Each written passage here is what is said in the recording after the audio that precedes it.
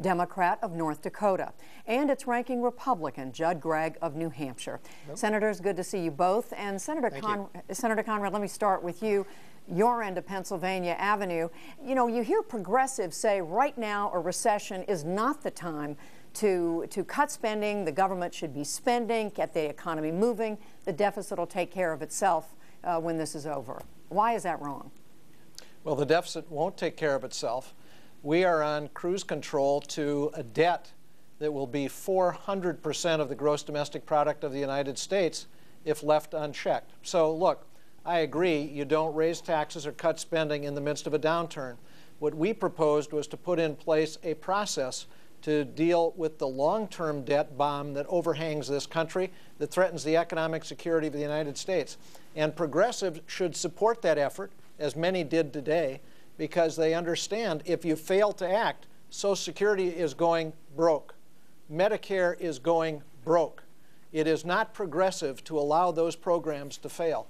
Senator Gregg, why is this bipartisan task force idea that the two of you were pushing, why was that the right way to go, or why is it the right way to go? Well, because these issues are so big, Judy, that you can't address them in a partisan way. You have to have everybody at the table. Everything has to be on the table, entitlements and tax issues, or otherwise the American people don't trust the results. The American people inherently understand that if it isn't bipartisan, it's probably not going to be fair. Somebody's probably going to be gamed. And so we set up this task force in a manner that not only was bipartisan, but also required supermajorities to report, 14 of 18, so that neither side could game the other.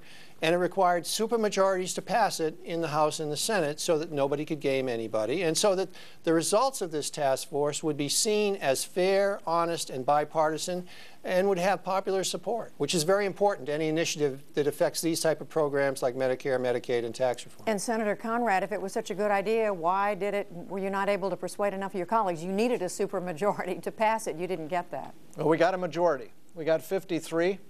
If all senators had been present and voting, we would have had 54. That is a remarkable move from where we have been in the past. And no, we didn't have a supermajority, and part of the reason is left and right. Organizations on the left organized to oppose it. Organizations on the right did the same.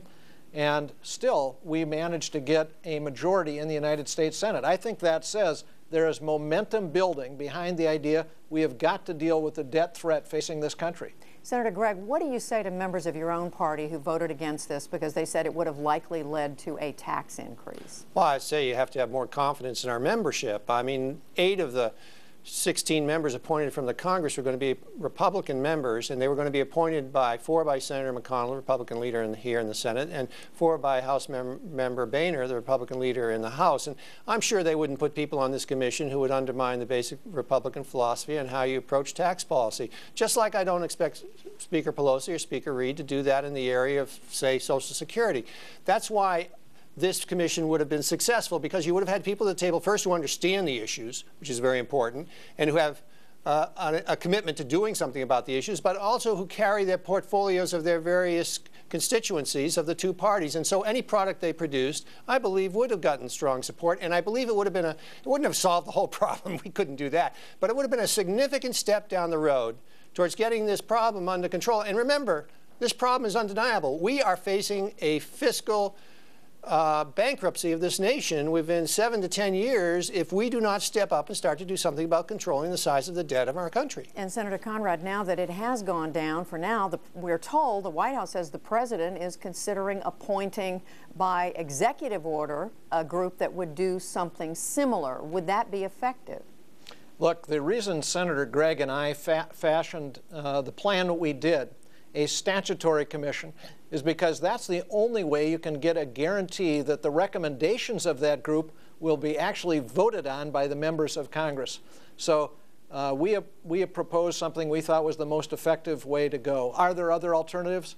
Certainly there are, but I still believe a statutory commission that would require a vote on the recommendations of the group is the best way to go. And Senator Gregg, what's your sense of, what's your take on the idea of the president appointing a panel to do something. Well, I don't think it gets where we need to go. There are 4 basic problems with that. First, it's not bipartisan. To get a bipartisan product, you actually have to have something voted out of the Congress in a bipartisan way. Secondly, it is not fast-tracked, and it can't be fast-tracked. It is not an up or down vote, and it can't be an up or down vote. And it's amendable, and that doesn't work. So you have to have the statutory structure in order, basically, to deliver a product to the floor of the Senate which can actually be voted on and can get something done. I don't think an executive order can accomplish that. So meanwhile, Senator Conrad, what we were hearing today from the White House is the president does plan to propose this spending freeze, 3 years, discretionary spending. Is this something that would be helpful?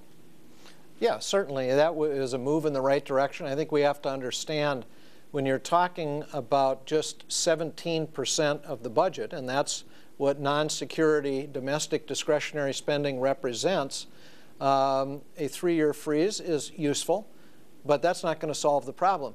What the country faces is a tsunami of debt. What we have to understand is how fundamentally that threatens the long-term economic security of America, and that's why Senator Gregg and I worked together. And again, I'm delighted that 53 of our colleagues voted with us, but we need more.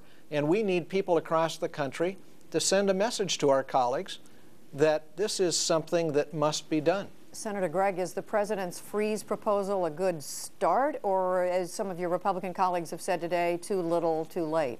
Well, it is a good start if it's true. I mean, we haven't seen the specifics of the plan, but remember, it's $25 billion on a $1.4 trillion deficit. So you can get a pretty good idea that it's not going to move us very far down the road towards relieving the pressure that we're going to feel as a nation. Very interesting thing happened today. It's likely that the Japanese debt will be downgraded because they're about 5 years ahead of us in their problems relative to their debt. That's coming at us. We can't afford to do that to our children. One generation should never pass on to another generation a less prosperous nation. That's what we're going to do unless we do something about all this debt we're loading on our kids' backs. So, gentlemen, where do you go from here? Senator Conrad, you didn't get the 60 votes today. What do you do? You keep working, you keep fighting, and you keep proposing. And you keep searching for a way to accomplish the result. I have said I will not support any long-term extension of the debt absent a credible commission being put in place. And by credible, I mean one that provides an assurance that there is a vote on the recommendations of the commission. I think that is essential.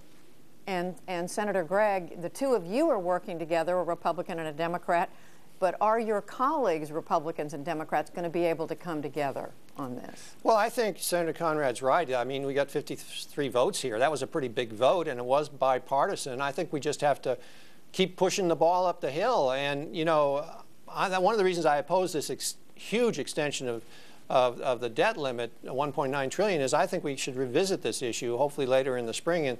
And the debt limit is the right vehicle to do it on. So I'm hopeful we'll have another chance to come back to this issue later in this spring and take it up again. Because I think the American people understand it. They understand that they can't possibly manage their household if they were doing to their household what the federal government is doing to the federal finances.